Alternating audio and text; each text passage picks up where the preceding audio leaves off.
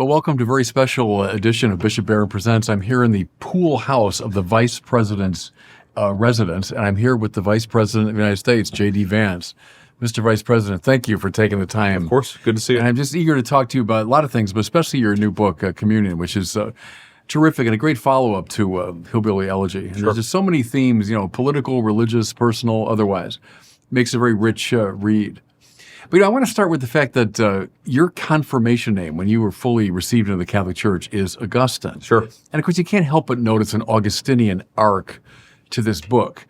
Augustine's a guy from the backwoods.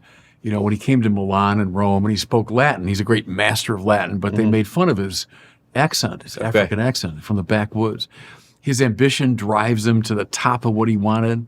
He gets there and then realizes the emptiness of it. Obviously, you found resonance with that Augustinian story. That's right. Tell me just a bit about that, the Augustinian arc of the book. Yeah, well, it's funny. You drawn that parallel, and I think others have drawn that parallel. It's not something I was even aware of entirely. Just there are certainly parallels between our lives. Yeah. But what always attracted me to St. Augustine was more the intellectual piece of it than the personal piece of it. I definitely read, Confessions at some point. Actually, the Dominican friar who baptized me gifted me a copy, and I read it, and I was very moved by it. But I was much more interested in the City of God and some of the things that he had written about, Roman politics and Roman philosophy, and sort of the way in which Christianity was in some ways an antidote to the things that he had seen in his own life, and frankly some of the problems that he saw in the Roman Empire around him. And in particular, there are two things that I point out that. I was definitely in my kind of atheist phase because I was raised evangelical, as I talk about in the book, fell away from my faith, called myself an atheist for some time. I was in college and we read The City of God in a political philosophy class. And I was just really moved and affected by it. I was like, this is clearly a very profound person. Yeah. And, and when you're in that kind of atheist phase, or at least when I was, there was sort of this idea that I'd categorized religious people as simpletons, as sub-rational or anti-rational, whereas it was the atheists, especially the new atheists, who were super brights. smart. They were the brights. smart That's ones. right. Yeah. And there were many ways in which that story is obviously wrong, but St. Augustine is one of the people who sort of pierced that in a very early phase for me. To me, it's interesting because I'm focusing there on the Confessions narrative, but the City of God. The principal theme of which I would say is right worship. His argument there is Rome went bad because of bad worship. Yes. Worship gods who themselves were jealous and resentful and violent. And the Christian God, the God of love and forgiveness and so on, is the right one to worship. Correct. And that all of our political arrangements should follow from right praise. Yes. That, to me, it's an ancient idea, but a very relevant idea, and lively in the conversation today, don't you think? Yeah, that's right. Well, and I think the subtext of it is that every society, whether it considers itself secular or not, every society has an underlying theology. Worships something. It worships something. Right. And I think the Roman Empire, and I guess the 4th century that Augustine was surrounded by, had become very corrupted. And there's this passage, I'm going to butcher it if I try to quote it, but I talk about in the book where, Augustine sort of criticizes the Roman elites, where, they hang out and they care about money, and then they get really drunk, and then it's just like, it's a very vivid criticism of the decadence of the Roman elite. And it's like any society led by people like this is eventually going to go by the wayside. Yeah. And that is, again, it sounded very resonant to me because I do think that there's something very corrupt about American elites in 2026, certainly in 2013, 2014, when I'm sort of struggling with this stuff and thinking about this stuff. So that is all true, but fundamentally every society worships something. Right. And I think that if you are worshiping the right things, a lot of virtue and a lot of goodness will flow from it. If you're worshiping the wrong things, eventually you're going to go off track. Paul Tillich, the Protestant theologian, who was a great devotee of Augustine, said that. He said, all you need to know about a person or a society, you can derive from the question, what do you worship? Interesting. What's of highest value to you? Yeah. I found that in spiritual direction with people. What are you worshiping? What are you after? And then everything else will fall in place around that central question. Yeah. At one stage of your life, you were worshiping success. So you talk about it very frankly, that you were after rising in the world and Sure. getting to the top of the, Yale right. Law School and then the legal world and all that stuff. And what you saw, it seems to me, is that was bad worship. That's right. No, that's exactly right. So I don't know that this evangelical, theologian you just mentioned, Paul Tillich. Yeah. It sounds fascinating to me and sounds like something I should take a look at. But no, I mean, so I get to this phase in my life, and I've gotten into Yale Law School.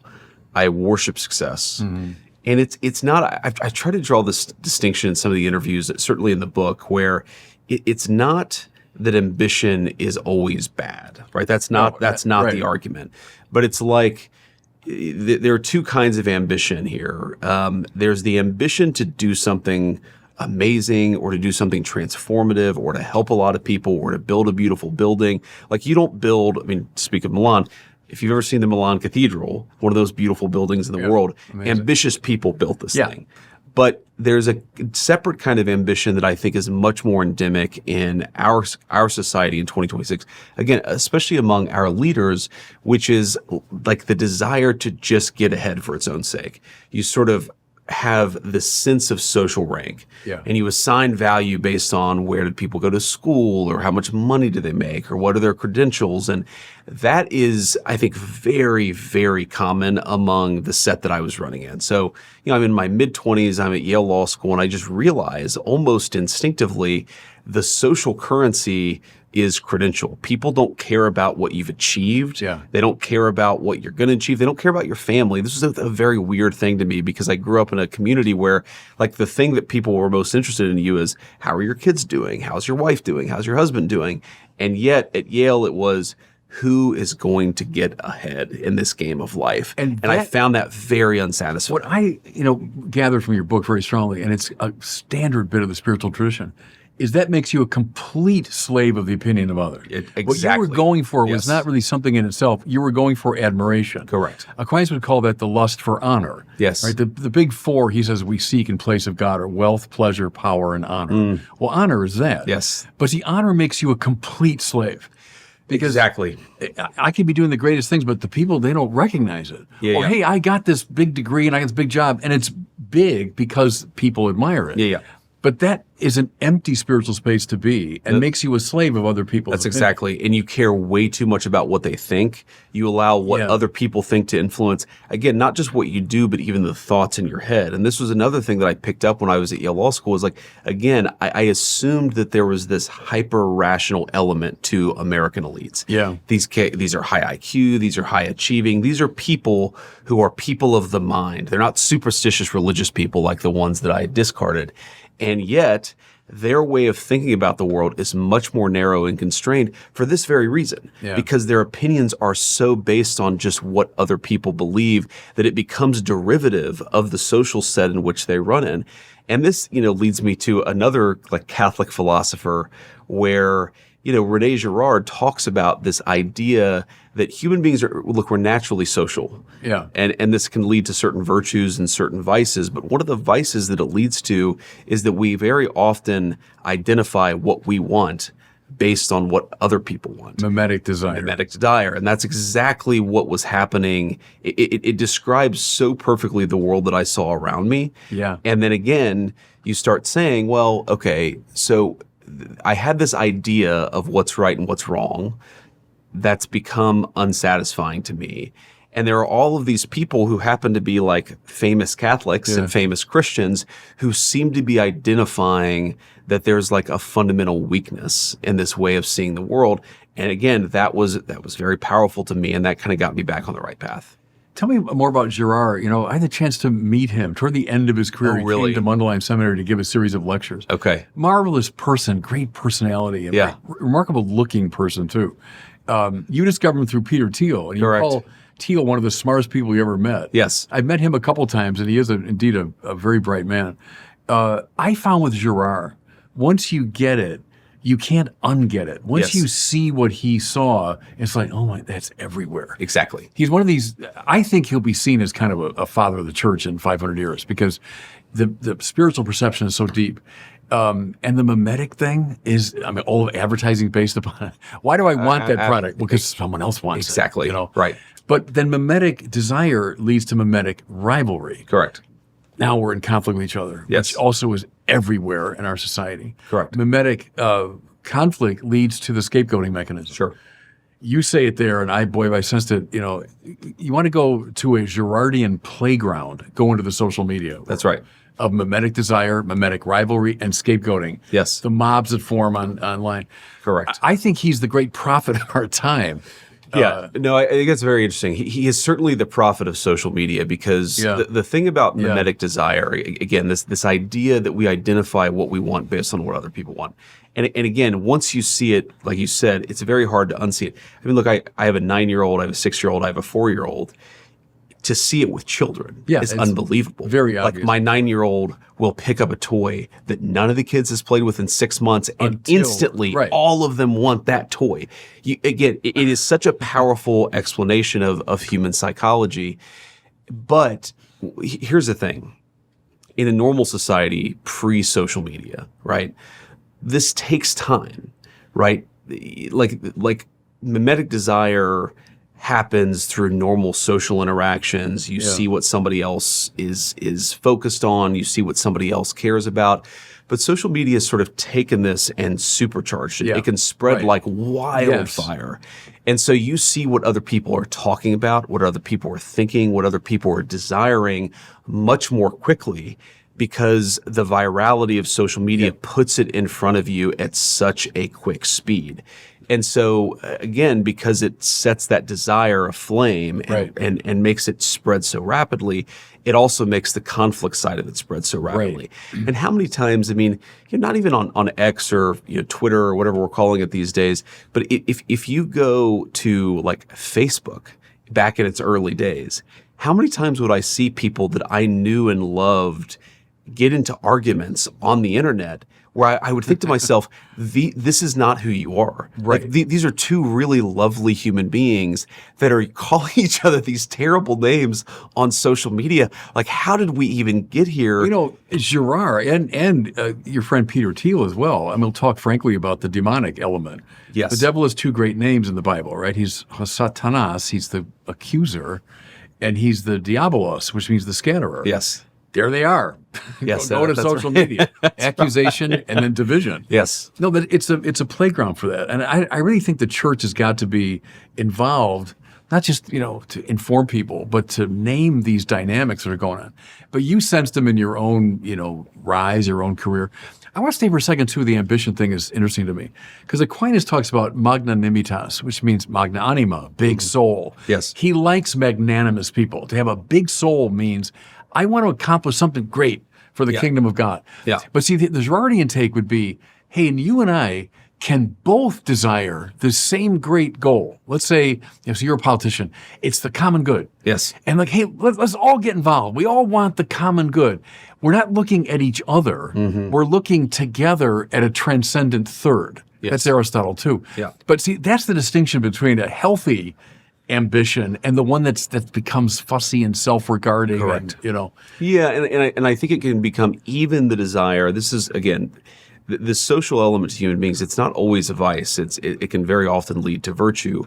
Right. But it has to be ordered in the right way. And so, if let's say you take 2 politicians who both are trying to achieve the common good. Yeah. Now, that can lead to them working together, them recognizing their respective strengths and weaknesses and actually trying to sort of do that together. Right. That could also lead to, well, if we both want the same common good and then let's say we both want the same office in order to get to that common good, then that leads to rivalry for rivalry's sake. Yeah. And so I do think that one of the takeaways of sort of this through line of Augustine to Girard is that you constantly have to be on guard. Yeah. And recognize that something that is good in you can be ordered to something very positive, but can also be distorted. And this is, you talk about Satan. Like I think of I forget who has this quote, but the devil's greatest trick is to convince people that he didn't exist. Right. There is this thing where it's like a very, very good thing and pointed in the right direction. If you just get a little off pace, it can become quite malicious very quickly. It can turn like that. It's a subtle thing. which is why you need prayer and spiritual direction a lot in your life. Exactly. Because you can be going this path. Oh, I'm on the magnanimous path. I'm just seeking. No, but you actually took a turn a while ago. And the signs of it, though, look in Galatians. Look at the fruits of the flesh. Paul calls them. Or Yes. Look at mimetic rivalry breaking out. Then you've deviated from the right path. That's right. But to my mind, spiritually speaking, that's the great thing in this book that people can really get. It applies to anybody, no matter what field you're in. How are you desiring? Right? What's the nature of your desire? And you tell a moving story about your own, conversion. Hey, tell me a bit more, because I was really interested in the stuff on Catholic social teaching, on the economy. Sure. Rerum Novarum, the great, fundamental text of the Catholic social teaching tradition, Leo XIII, late Yes. 19th century. A text you read even in your atheist period, and you found powerful and, Sure. and naming dynamics in the political order better than many people were left, center, and right. That's right. Tell me, what was it exactly that grabbed you about that text? Well, there are a few things. I mean, one is I was compelled by the fact that it was trying to strike a balance. Yeah. And in some ways was very prophetic. I mean, when Rerum Novarum was written, you didn't know where the industrialization trend was going. You couldn't have possibly seen communism, fascism, all these things rising up. And yet, even though like Leo XIII doesn't talk about the fascist movement 70 years later, 60 years later, you can kind of see he's very worried about the tumult, and he's very worried that if we don't strike the right balance between human dignity and prosperity, between workers and capital owners, that it's going to inevitably lead to this conflict. So that's one thing that I found profound about it, is just the recognition that the balance really mattered. The other thing that I think is very interesting, and I actually was sort of thinking about Rerum Novarum in the speech that I gave on July 4th.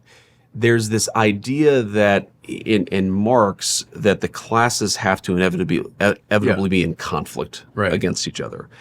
And then I think that there's this idea in more traditional libertarian or free market thinking that there's sort of never any real conflict. And to the extent that it is, it's all a violation of individual rights. Whereas I think what Rerum Novarum is saying is that, yes, conflict can sometimes be an inevitable part of these social changes, but the way to solve the conflict is by cooperating between these different sort of segments of society. And what a statesman should be doing, what somebody who's focused on the common good should be doing, is not pretending that, like, there isn't a problem if you have destitution on the one hand and extreme wealth on the other. Yeah. But also not pretend that the solution to that is conflict, the powerlessness versus the powerful, and then the powerless sometimes win and the powerful sometimes win. There can be a real compromise. And what, in some ways, the idea of a labor union, there's sort of the classical Marxist understanding of a labor union, which is conflict between the owners and the workers. But in the Catholic view, it's actually not conflict. This is an institution that is meant to give the workers some say, certainly some bargaining power, some anchoring, and there can be a more cooperative arrangement from there. It doesn't always have to be a zero-sum battle of one against the other. And I try to think about that a lot as how can we gear certain policy outcomes in a way that doesn't ignore the problems that come with destitution, but tries to solve it through cooperation as opposed to conflict. Yeah, I think it's the central thing. And, we bishops wrestle with a lot because we're trying to teach the Catholic social doctrine. And, of course, it famously doesn't fit within the left-right language of our political parties. And the way you put it there is really good, because Rerum Novarum stands firmly athwart socialism. It offers like 5 strong arguments why we don't like socialist or communist arrangements. On the other hand, you have a line like this from Leo XIII. Once the demands of necessity and propriety have been met in your own life, everything else you own belongs to the poor. Yes. Now that's classical Thomas Aquinas. That's the universal destination of goods, meaning this world belongs to God, really. We're all stewards of it. And so once, necessity and propriety, now those can be defined broadly, but once that's been met in your life, the rest of your property belongs to the poor. Yeah. And I've been saying that to Catholics for years, like, that's a deeply challenging teaching. It's an extremely challenging. Just as the opposition to forms of socialism is a deeply challenging teaching. And Catholic doctrine is somewhere in that space. Yes. not popular all the time. That's why, we get caught in the crossfire a lot. No, I would say like not popular most of the time. Yeah. And even in my own life, and I think about this all the time with our own economic policies and the administration is you're trying to strike that balance between promoting prosperity, but also promoting the dignity of the poor, the dignity of workers. It is, again, it's a hard balance to strike. I'm not saying that it's easy, but I do think at its best, what Catholic social teaching is doing is sort of asking very difficult questions and posing very difficult challenges to people like me.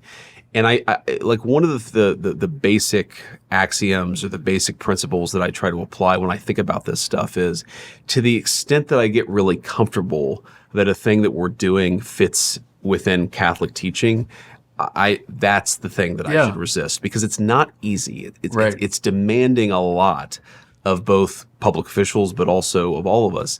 And we talk about this, of course, Bishop, with the immigration question, right? And I think, again, there is this demand that you treat people with dignity. There's also an acceptance, maybe even endorsement of the fact that nations are allowed to control their borders. How do you balance these things when controlling your borders inevitably leads to law enforcement operations that sometimes can create issues? That's the balance that we fundamentally have to strike. And I think to the extent that we ever feel comfortable, that's probably a sign that we should get out of the comfort zone. Yeah, and we can stay at the high level of abstraction, and we tend to agree at that level. So when you get down to cases, okay, in this particular case, because I bring that up at our bishops' conference. I mean, we're always very strong on, Jesus welcoming the stranger and being open to the immigrant. And, all of us, look at my own diocese. We have a lot of folks from Honduras and Guatemala come to work in the pork processing plants in my diocese. So we all face the pastoral challenge of, people coming to our country and being taken care of and so on. But then, yes, as you say, the right of a country to defend its borders, to enforce its immigration laws, and that, see, what I would say is it's not my job as a bishop to work out the details of that particular policy. That's your job. That's a job of people who really know what's obtaining on the ground and so on. Yeah. And that's an ongoing problem. That's an ongoing issue. How do we bring these to bear? I think my job as a bishop is to bring the great principles to bear and make sure that they're taught publicly and so on. But then it's the job of Catholic politicians, I would say, to now apply these in the particular case. That's right. And that's how I think of it too. And I think that for that to happen the right way, for you to play your role correctly and for me to play my role correctly, it just requires a constant ongoing dialogue, because as you get into the nitty-gritty of applying these principles in the real world, you're not always going to do it perfectly. There are going to be ways in which the pastoral duties sort of, maybe we're not taking proper account of it. Yeah. So I think at its best, again, there is going to be an inherent sort of, there's going to be a relationship where the clergy are constantly sort of trying to engage on these issues in a positive way. And then we're constantly trying to apply these principles in the best way and the most consistent way. And that will, as we've seen sometimes with the Vatican and our own immigration policies, that sometimes does lead to conflict. But, one of the things I've tried to drive home just over the last, few months, where I've been talking a lot about this, and there's been a lot of discussion about, the Catholic clergy disagreeing with the Trump administration on this or that issue, is I try to say, you know what, like, that's actually okay, because that dialogue is sort of how the clergy does its job, and it's how we sort of respond, and that's not a bad thing to me. Like, there's this idea, and it's because of our like hyper mimetic political media, but like every time the Pope says something mildly critical of a Trump administration policy, it's like, oh, the Pope hates the Trump administration. Right.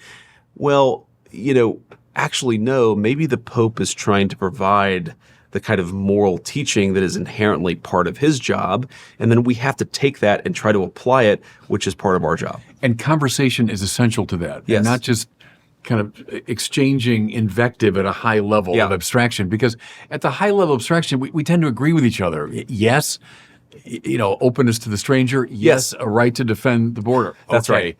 Now let's get down to cases. That's but right. To do that, you have to be in steady conversation. Exactly. Which is why I kind of, not to take this, obviously you ask whatever questions you want to, Father, but I always found the conservative reaction to Pope Francis. I say this as a very conservative Catholic. I take the teachings of the church very seriously. I'm obviously very politically conservative.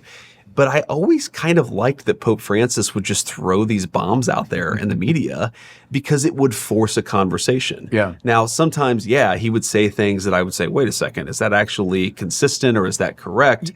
But it forced a dialogue, and he was kind of a genius at that. Stay with Francis for a minute, because I think that document late in his papacy called Dignitas Infinita is one of the best summaries of Catholic social teaching in its breadth and its variety. Sure. So, left-wing people, love this, this, and that. Right-wing people love this, this, this, and that. All the above. And that was a good challenge, to the political conversation. That's right. No, Francis was another good example is that universal destination of goods. So in another one of his later documents, he talks about a nation's obligation to poor nations. So again, once the demands of necessity and propriety have been met, the rest of what you own belongs to the poor. That applies personally, but also at the national level. Well, he was being criticized by a lot of right-wing Catholics as a Marxist. I hate Marxism, but I wrote frequently saying, no, that's not Marx, that's Thomas Aquinas, what he's saying there. So that's a good example of how to shake up that conversation in a good way. That's right. And we should keep having it. Yes. That's what bugs me in some way. We don't have it at the level we should. Well, and that's, again, back to the point of the devil being a deceiver is one way to try to turn people's minds off of very traditional and I think ultimately true Christian teaching is to name it as something else. Again, to your point, Catholics have very serious theological problems with Marx. Like, we are not Marxists. But there are ideas that are very not Marxist, but are also extremely Christian about the universal destination of goods that we have to contend with. And again, like I talk about this a little bit in the book. I'm not saying I have all the answers. I'm not saying I know how to apply all these principles in the perfect way. There's always this kind of balance between, promoting economic growth, but then ensuring that everybody has their sort of, a good opportunity to get their piece of the pie, so to speak. Yeah. But I find this just one of the things that I liked. And one of the things that, more importantly, spoke to some deep part of me about the Catholic social teaching is this idea that Jesus Christ does not confine himself to little spheres of your life. That if it's true, it has to be true everywhere. And he's the Lord of your life, the whole of your life. Exactly. And yes, like Jesus really cares about how you treat your wife, and he really cares about how you treat your kids, but he also cares about everything else too. And I do think that this is, one of the frustrations I had growing up as a young conservative Christian is this idea that it sometimes felt like whenever Christians engaged in politics, we were very comfortable engaging with this or that social or cultural issue, but not anything else. And I actually think there's an opportunity for us to rediscover a more fully Christian politics that says that actually Jesus has opinions about all these things. And in fact, if you don't get all of it right, you risk getting the most important parts wrong. Yeah. You can't just confine your faith to these narrow little slices of society or of culture or of your own life. It's got to be true for the whole thing. Remember C.S. Lewis's line about most of us, if we invite Jesus in, is to the front parlor of the house for an hour a week, and then please go away. Yes. But he wants to be Lord of the living room and the dining room and the bedroom and the kitchen and the basement and the pool house. He wants to be Lord of the whole operation. And that includes our economic and political lives. Right? We can't bracket those. That's not spiritual stuff. Of course it is. Everything. Yeah. No, and I think I gave into this, again, more in my sort of anti-Christian age, but there was a part of me that wanted to say God should be about God and religion. Yeah. Churches should be about churches. Leave the politics to the politicians. But again, if you really believe that Jesus Christ is the Son of God and you believe all the truths that flow from that, to your point, he actually has a lot to say about all parts of your life. Right. And see, I think the answer is people like yourself and others that I've met, for example, in the Trump administration, with a lot of Catholics. Yeah. Good. Catholics in positions of high influence who understand the political, economic, social, all the details. I don't understand all. That's not my bailiwick. Yeah. It's your bailiwick. But to bring your Catholic formation and sensibility into that work is a way to do it. You know, I love the chapter in your book on the dismal science, on economics, because it reminded me very much of my training, not far from here at Catholic U when I was a kid many years ago. Yeah. And we had great professors of philosophy who would say, we get it today completely backwards. In the classical world, let's say Plato, Aristotle, the point of politics was to make us virtuous. It was to make us good, to seek the common good, to create the right society. Economics, right, literally the law of the household, was private matter. It was a household affair, right? And we reversed it. Yeah. Where now almost everything in politics is about economics. That's our main preoccupation, economics. And the moral order, that's private. That's right. Well, that's stayed in my mind ever since. That's a really insightful thing. And you were catching that, I think, as you look at how we measure the value of life and how much of political discourse is about GDP, and it's read through an economic lens almost exclusively. That's right. And how problematic that is. Talk about that a little bit. Yeah, and it's not to say that, growth doesn't matter. If you don't have growth, if you don't have prosperity, then obviously a lot of people will suffer. But, a friend of mine made this observation. He called it economic piety, which, it's a play on words, Piety. Which this idea is that we have become so obsessed with the economic measurements that's how we judge ourselves. That's how we judge our success as policymakers. And like fundamentally, let's just take like a very simple example. When let's say you have a young married couple, both are in the labor force, okay? Let's say mom gets pregnant, they have their first child, and like a majority of American women, right, if you actually look at the data, what most American young moms say that they want is that they want to spend a little bit more time with their kids when the kids are young, but they also want to have access to their career, okay? Yeah. Economically, right, if you're purely measuring it by the economic statistics, the very best thing is for that young mom to literally go back to work the day after she has the baby. So and this is like, obviously, it's an absurd argument that's meant to illustrate something, which is that if you obsess purely on what you're measuring economically, then you can come to all these like very distorted conclusions. And you will sometimes hear, as absurd as that example is, obviously we want, even the moms who want to go right back to their careers need a couple of weeks just to recover from obviously the stress of delivering a baby.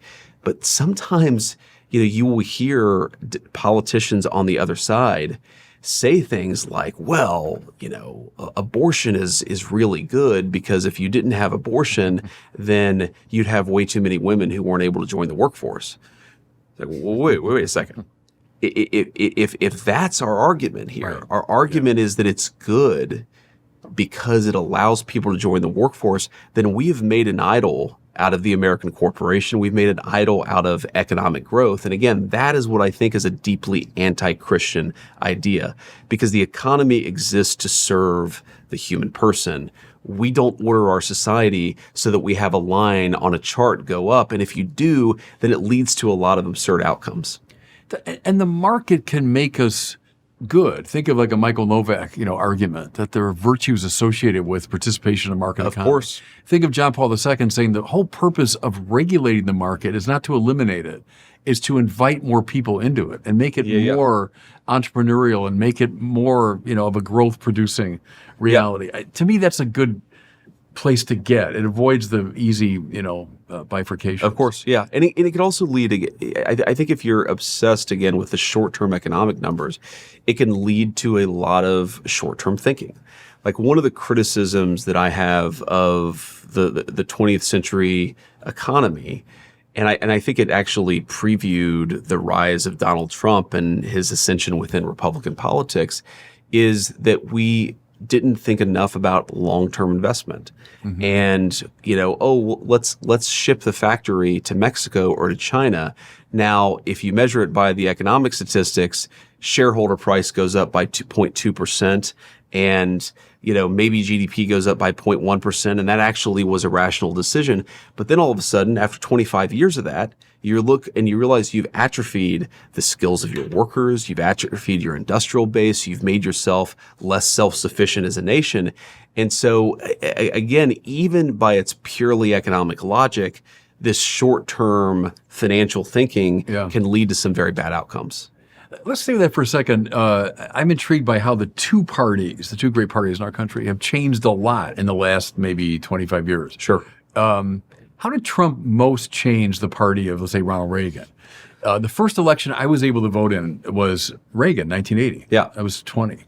And, the people that trained me were very much shaped by JFK and the Civil Rights Movement and the Peace Corps. And all that. My generation, it was Watergate, it was the end of the Vietnam War, it was the Carter malaise, et cetera. For our generation, my generation, Reagan comes along as this great, sunny, optimistic figure and does bring the country back to greater economic health and so on. How has the party changed from, let's say, Ronald Reagan, 1980 to now? What's the biggest change? The Republican Party. There's a lot there, but I do think the single biggest change is in the way that President Trump thinks about the economic development of the country versus President Reagan. And again, I think we're all in some ways subjects of our time. I don't mean this as a great criticism of Ronald Reagan, but I do think that this idea that globalization in the economy was just an inevitable law that was going to march along. And to the extent that your economic policy mattered, you should be facilitating it rather than pushing back against it. And I think what President Trump has brought is a recognition, obviously I agree with this, a recognition that there is a national and community element to economics. That if you look at it again, purely by the economic numbers, it doesn't matter whether your antibiotics are manufactured in China or whether they're manufactured in Milwaukee or Indianapolis. But if you look at it from the perspective of what actually makes nations strong, of course you have to manufacture antibiotics closer to home, because if, God forbid, there was some conflict or even just a COVID-like supply chain disruption, you don't want to wake up in a country, as we did in late 2020, where our doctors didn't have enough hospital gowns and hospital masks because of the supply disruptions. So I think there's just this recognition that you can buy and sell with other countries, you can trade with other countries, but you have to have some native economic self-sufficiency. And that is a big difference. If you go back to the early Reagan eras, if you look at what Milton Friedman was writing about economic policy at the time, there are a lot of things where he would say, particularly like, let's say, tariffs to protect your pharmaceutical industry. Milton Friedman would say, that's insane. I think that Donald Trump clearly had the better of the argument then. I don't know how you even, again, I'm biased, but now the president's saying, of course we have to protect our pharmaceutical industry, our steel industry. That has now, I think, become almost conventional wisdom, to the point where, one way of measuring success politically is at what point does a given idea become broadly accepted? And then it's just a question of how to accomplish it. So if you go back to, one of Reagan's great successes, Bill Clinton famously said the era of big government is over. Right. He had sort of won that argument to the point where even the Democrats were mirroring his talking points. If you look today in 2026, Democrats may disagree about how we're doing it, but everybody pretty much agrees we have to bring more of our industry back to the United States of America. We have to be more self-sufficient. It's funny you mentioned Milton Friedman. I'm dating myself, but I remember this interview with Phil Donahue. The younger people don't remember Phil, but he was, this talk show host. Had serious people on. And Milton Friedman was an older man at the time and treated Donahue like a bright but not very well-read, sophomore. And was laying out, the fundamentals of the very laissez-faire, hands-off economic approach. And it's an entertaining interview. But it strikes you as, that's not Catholic social teaching. I mean, we believe in the market. We do. We don't like socialism. We don't like we believe in the market, but a market regulated in a morally alert manner, something like that. And I think that's what you're gesturing toward there. That's right. Tell me, but I asked the same question to Rokan. I had him on my show. I talked to Tom Swazi about this. I'm from Chicago originally. I'm an Irish Catholic, which meant Democrat. My family was involved in Democratic politics in Chicago. Roe v. Wade had a lot to do with Catholics getting uneasy with the Democratic Party. Mm-hmm. But what has happened like the last about 10 years where the Democratic Party today, it seems to me, is one that my father would not even recognize. Sure. Give me, what's your read? What happened to sort of, in my judgment, sort of radicalize the party? Yeah, so I think a few things have happened. First of all, I do think that the most fundamental change is religious. And my grandparents were classic blue dog Democrats. My grandfather was a union steelworker. This is the man who raised me. Like a Scoop Jackson type Democrat. Absolutely. Yeah. And, voted for Reagan in 84 and otherwise never voted for Republican ever in his entire life. Right. So what happened, though, is if you go back to that Democratic Party in the 1980s, and I actually talk about this, I think some in the book, that, religious identification, religious attendance, both Republicans and Democrats were equally Christian. Yeah. They may have went to different churches. Right. And obviously, Jewish Americans at the time were more in the Democratic Party and the Republican Party, but there's still just this sense of we're like a broadly speaking ecumenical, God-fearing country. You see that in both the Democrat and the Republican parties. I think that what has happened is that religion itself has become very disfavored among Democratic elites in some ways for the reasons that I talk about in the book. And I think one of the really troubling trends in Democratic politics, and I always ask this question when I think about who is a really compelling Democratic politician on the other side, I always ask myself, who are the black candidates who came out of the black church? Because that is such a core anchor of the Democratic Party in this country. And if you look today, like go to the U.S. Congress and ask yourself, what Democrats under 50 came out of the black church?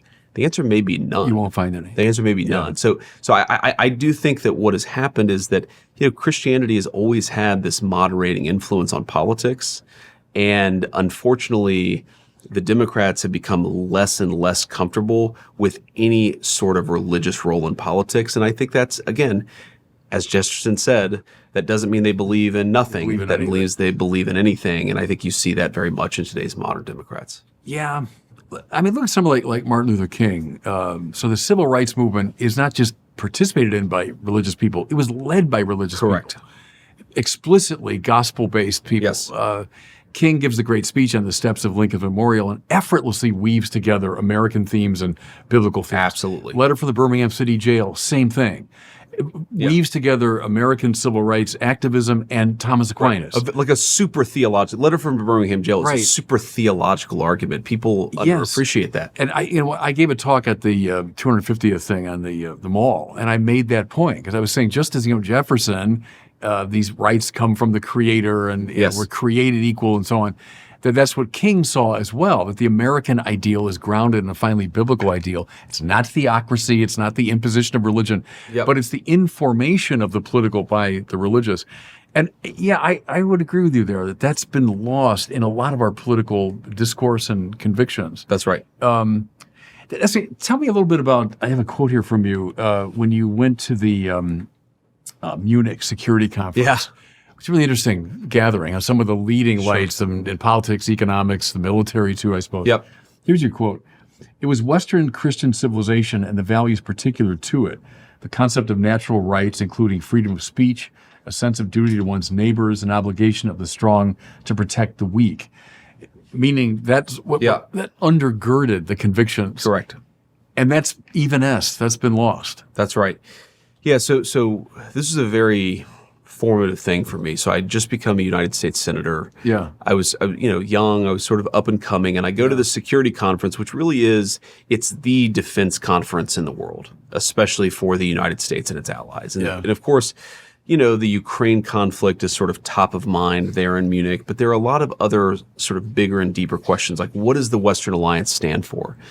And what I realized is there is an extraordinary Christian foundation to the entire Western Security Alliance. Like the person who founded the Munich Security Conference was one of the Christians who was involved in the attempt to assassinate Adolf Hitler. Yeah. And he was one of the few who survived.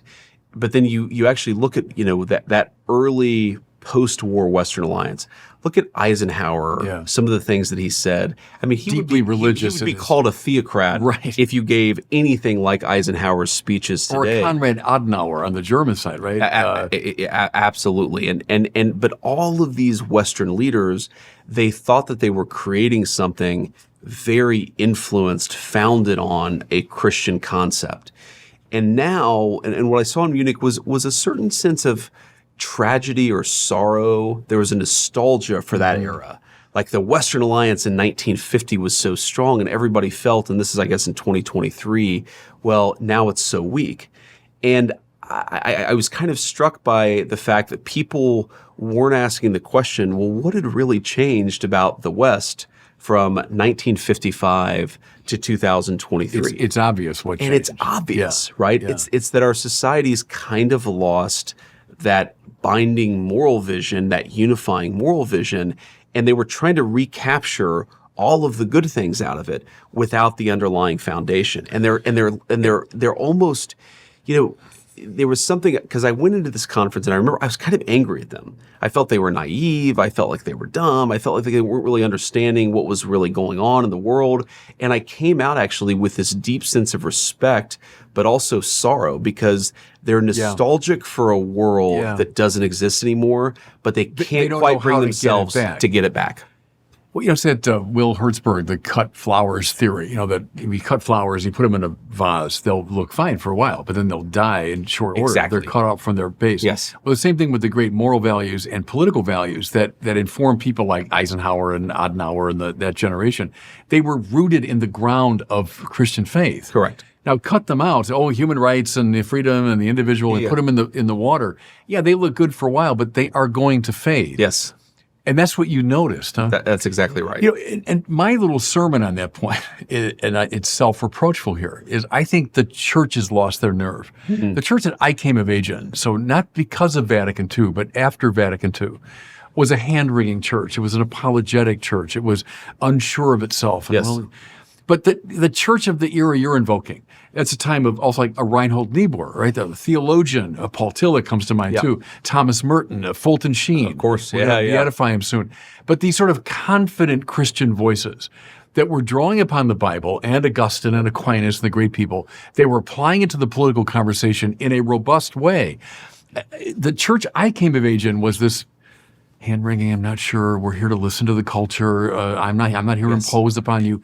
That was a disaster. I agree. It seems to me. And what you're saying, and I really agree with it, both are stronger when, right? Both religion and politics are stronger when they're in a robust, confident dialogue with each other. Yes.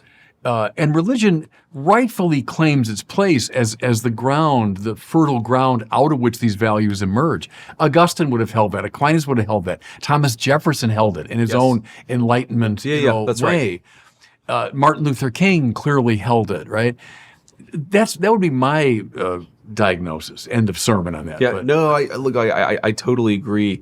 And this is, you know, again, I think this scares certain non-religious people because they say, okay, you know, Senator JD Vance, when I was a senator, I'm going to pick up the phone and call Bishop Barron to tell me how to vote on a particular piece of legislation. No, that's not what we're talking about. What we're talking about is a more morally and spiritually assertive church. Right. And the country just needs it. And there are all these reasons why I wrote this book. I think the main reason I wrote this book is because I was trying to sort of puzzle through as a parent, why does religion take for some kids and not for others? Yeah. Well, why not start with me? Because I myself was raised in a religious family and then fell away from it and came back. Yeah.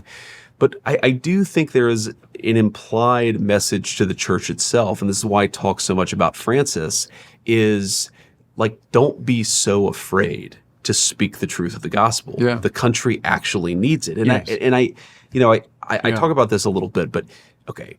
One of the craziest experiences I've had since being vice president is I went to do a TPUSA event, and I was talking backstage to the kids. And I hate to say that, but they are kids to me, right? I'm 41 years old. They're all in their late teens, early 20s. To me, that's right. But you know, I just like was hanging out for a little while and talking to them, and one just sort of crazy throughout, you know. She was like, you know, I think social media and AI is totally changing dating. And I was like, oh, really? Well, tell me more about that. And, I live in a bubble. I'm surrounded by Secret Service agents. So like whenever I like get in front of a crowd and I'm actually able to have a conversation, it's almost like, a thirsty man gets to a well. Like I just absolutely like, tell me all about this because it's so fascinating to me. Yeah. And she was explaining that her and her friends, the way that they were like engaged in text conversations with boys that they were seeing was to feed the conversation into ChatGPT and then to have ChatGPT spit out. It's like Cyril the Bergerac, right? And I'm like, whoa, this is so this is crazy. And then I realized actually talking to these kids, like, because some of them were, they were actually close to getting married. Some of them were dating. Some of them were just like very, very down on, and it was almost like an itch had been scratched because all of them just all of a sudden were telling me what a bad situation there was in the dating culture. And I realized that, the technology that actually brings man and woman together successfully is the church. Yeah. And yet, so you have young people who are using ChatGPT and they don't want to. And meanwhile, you've got a church that actually is really good on this stuff and is an amazing institution to bring young men and women together, and yet still feels to me a little bit like what you talked about, sensitive or almost there's a lack of self-confidence that I see in the church. But the country needs a more assertive church, I think, to get back on track. Yes.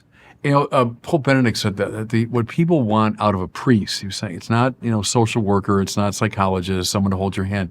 They want a master in the spiritual life. Yes. I thought, right. Now, of course, who was his great hero? Augustine. Yeah. And what young people, anybody, but especially young people they want a guide. It doesn't mean someone imposing himself and all that, proselytizing and not that. But someone that with confidence can say, like what we talked about at the outset of this conversation, there are certain dynamics in the spiritual life that the great masters have known forever, and things that are making us very unhappy. The church has a lot to say about that. Yes. Here is why, and so, an assertive church in that good sense, absolutely, I think is what we want. That's right. Hey, tell me a little bit. I was very intrigued by, famously, you're one of the last people to see Pope Francis alive. Yeah. And he asked to see you, and you're very moved by that. And here's the very frail man, literally about to die, had the conversation with you. But then afterwards, you sat down, I think it was Cardinal Parolin and some of the other, foreign policy people, and you just felt that they didn't get beyond, I think, as you put it, trite platitudes. Yeah. It kind of speaks to our earlier part of the conversation, but say a bit more about that. Is what was dysfunctional in that conversation? Yeah, so I should say it's the Archbishop there who's from, I think he's from Ireland. Paul Gallagher. Yeah. So, he and Cardinal Parolin, I've spent a fair amount of time with them over the past year and a half. I have a lot of respect for them. But I also think that there was, in the first meeting that I ever had with them, I found Cardinal Parolin particularly fascinating, especially when it's just you and him, one-on-one. But in this formal diplomatic setting, you're in this beautiful castle at the Vatican, and you're in this amazing room. It just felt like they didn't want to move past the diplomatic platitudes. And, they would say, well, of course, a country has a right to control its borders, but, we would really prefer that you show more respect for the dignity of the migrant. And it's like, okay, Father. Which seems everyone of goodwill would agree with that. Exactly. Like, Father, I don't disagree with that. Yeah. But, let's talk. What do you actually mean here? Or here's my basic summary of that is again, I think that there is an impulse within the church that is very comfortable in dealing with the highest level of generality, because then it's not challenging to anybody. Right. But I think what the country actually needs, what society, what the entire world actually needs, again, is not, there's like the nitty gritty, we don't need the Pope to be the president or a king, but we, I think, need more than the level of generality that we currently see coming out of the clergy today. And that's, of course, a difficult balance to strike. Yeah. You get sometimes too close to the details, sometimes too general. But I feel very strongly that right now the current hierarchy is way too uncomfortable dealing with anything other than abstraction. And that just really has to change. And like, I'm the Vice President of the United States, encouraging them to be more active, even though I know it will mean they sometimes are going to be more critical of the things that I do or the But things have the the administration does. conversation in a The creative way. conversation is very important. And I think, Pope Leo obviously is very new in his pontificate. He's a very young man. Obviously, he understands American culture better than any pope in history. I really hope that he actually changes this, because I think that he's clearly a brilliant guy. He's clearly a very holy man. Augustinian. He's an Augustinian. And I think that at its best, he could make the church engage with the world in a much more direct way. And we'll see. I think you see signs of that happening. I thought the AI encyclical was very, very good. But I think that is what the world actually needs out of the church in this moment. It is in a period of crisis. And the church in some ways is in a technological age. It's the most ancient technology that's ever existed. And the reason it's survived this long is because it actually works. Yeah. Let me, in the remaining minutes, shift back into maybe more personal. Sure. How do you pray? What's your prayer life like? Yeah, I'm trying to get better on this. This is one of these things where you get out of practice on it, and it's hard to fully get back into practice. But you got to take the time. Thomas Merton, someone asked him, what's the one thing I can do to improve my prayer life? And Merton said, take the time. Yes, that was the number one recommendation. That's right. So what I normally will do, and this is, a bit of practice, is in the morning I will try to do a decade of the rosary, and then before I go to bed as well. And that's just kind of, do the Our Father, do the Glory Be, do the Hail Mary. Of course, pray with the kids before dinner time. But the thing that I'm trying to do a little bit more is to get the kids into it as well. So to say prayers before bedtime, but probably 80% of the time I fail on that because either bedtime is too chaotic or because I'm at the White House. So there's the thing one of the things that I lost from going from my Christian upbringing to becoming an atheist is that I just got out of practice with it. Yeah. And I found actually one of the things that really attracted me to Catholicism is that when I got back into prayer, it's like I didn't have a natural voice for prayer anymore. And it's hard to describe, but it's like when I was 17 and I would get on my knees and clasp my hands together, I would know what to say. Yeah. When I was 28, I didn't know what to say anymore. But there are all these prayers that you don't, you just doing it, getting into the practice of it. And this is one of the things that I always encourage people to do is you don't have to be perfect. You don't have to have this like super eloquent prayer. Sometimes just doing it is the most important thing. Yes. And so that's what I try to do at least once in the morning and once at night. Practice your way into it, right? So take the time, but also have a practice. I think it's great to carry some symbol of the faith around with you. So someone like you, who're facing every day tough decisions, important decisions affecting the lives of millions of people literally around the world. Sure. That you have a rosary in your pocket or you have a crucifix or you've got an icon or something that you carry with you that you can touch with your hand. That's a good idea. Lord, help me. Yeah. You're tempted or you're torn. What do I do? Lord, help me with this, Something as simple as that. Yeah. The Jesus, I trust in you is sort of, I probably say that a dozen times which a is day. terrific. Yeah. And the Jesus prayer is thinking of, Lord Jesus Christ, Son of God, have mercy on me, a sinner, repeated over and over again. And he gets this little thing called the shotki, a little rope of knots, Yeah. And carry that in your pocket. Okay. That's a good I idea. think that sort of thing, that really concretizes it. Having the kids, too, learning the ways of prayer, that's great. Because, kids, you got to discipline. Say, just do it. That's right. I don't care if you just do it. But then you can participate in that, too. And say, well, okay, I'm gonna kneel down with you. I'm with C.S. Lewis there, too, that, the body has so much to do with prayer. And that's a very Catholic thing. It's not just a Platonic exercise of I'm going to flee from the body up to God. No, God is incarnate. And so prayer is something I do. So that kneeling, and it's like folding your hands. Or as a Catholic, I was even holding the rosary can put me in an attitude of prayer because it's an embodied thing. Sure. But I think for someone like you, as a Catholic in very high office and very important influence, that right worship, that your order to God over and over again is super important. Yeah. Yeah. No, that's absolutely right. And I just want to be, the one piece of advice I'd give is you don't have to be perfect at it. Right. Like there are just all of these ways in which, it's 8:15 and I'm like, all right, I'm gonna get home and make the kids pray before bed. And then I get home and, it's like one, we're trying to get the pull up on, and the other is, arguing about brushing their teeth, and then it just doesn't happen. What I try to do is like, just do as much as you can. And one thing that again, the devil's a deceiver.